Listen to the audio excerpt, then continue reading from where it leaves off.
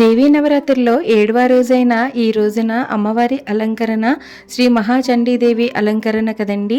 మరి ఈ అమ్మవారికి పెట్టే నైవేద్యాలు చలిమిడి, వడపప్పు, అలాగే కట్టి పొంగలండి. ఈరోజు వీడియోలో కట్టి పొంగలి ఎలా తయారు చేసుకోవాలో చూద్దాము. హలో అండి అందరికీ, నేను మీ Revathi. Welcome to SSN blogs. అందరూ ఎలా ఉన్నారు? బాగున్నారా? నేనైతే చాలా బాగున్నానండి. మీరంతా కూడా ఎలా ఉన్నారో కామెంట్ సెక్షన్లో కామెంట్ చేయండి. ఇప్పుడు వీడియోలోకి ముందుగా రైస్ తీసుకుంటున్నానండి. ఇక్కడ రైస్ ఏ కప్పుతో తీసుకున్నామో అదే కప్పుతో ముప్పావు వరకు పెసరపప్పు తీసుకోవాలండి. అంటే రైస్కి పావుంతు తగ్గించి పప్పు తీసుకోవాలి. ఇలా తీసుకున్న పప్పుని మీడియం ఫ్లేమ్లోనే దోరగా వేయించి రైస్లో వేసి 1-2 సార్లు నీళ్ళతో శుభ్రంగా కడుక్కొని తీసుకోవాలండి. ఇలా కడిగిన పప్పు బియ్యాన్ని కుక్కర్లోకి తీసుకొని 1 గ్లాస్కి 3 గ్లాసుల చొప్పున నీళ్ళు వేసుకొని ఉడికించుకోవాలండి. అయితే ఇక్కడ మనము 1 వంతు మాత్రమే వేసుకోవాలి. ఏ గ్లాస్తో మనం బియ్యం తీసుకున్నామో అదే గ్లాస్తో 3 గ్లాసుల వరకు నీళ్లు వేసుకొని రుచికి సరిపడినంత సాల్టు, చిటికెడు పసుపు, 8 నుంచి 10 వరకు మిరియాలు, 1 టేబుల్ స్పూన్ నెయ్యి వేసుకొని ఉడికించుకోవాలండి. ఇంకో ఉంటుంది కదా, మనం పప్పు ఎంతైతే తీసుకున్నామో అదే మెజర్మెంట్తో 3 గ్లాసుల వరకు నీళ్ళు తీసుకొని సపరేట్గా మరిగించి పెట్టుకోవాలండి. చూసారు కదా, 3 విజిల్స్ వచ్చిన తర్వాత స్టవ్ ఆఫ్ చేసేసి ప్రెషర్ అంతా పోయినంత వరకు ఉంచి రైస్ చూసుకోవాలండి ఉడికిందో లేదో.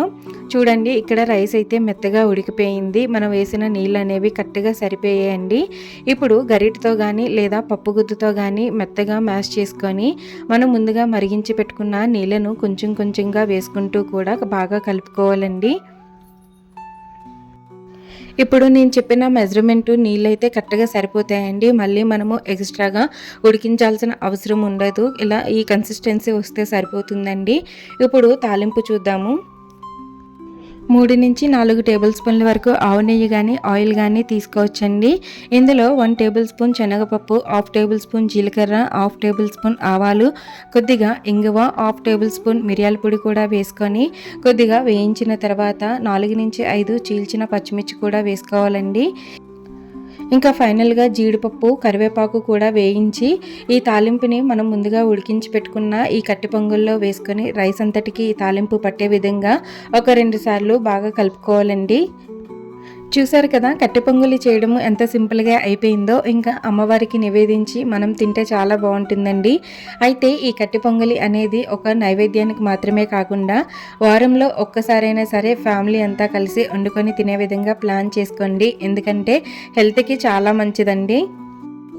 మీరు కూడా ట్రై చేసి ఎలా వచ్చిందో కామెంట్ చేయండి. నా వీడియో మీకు నచ్చినట్టయితే లైక్ చేసి, షేర్ చేసి, సబ్స్క్రైబ్ చేసుకోండి. Thank you for watching.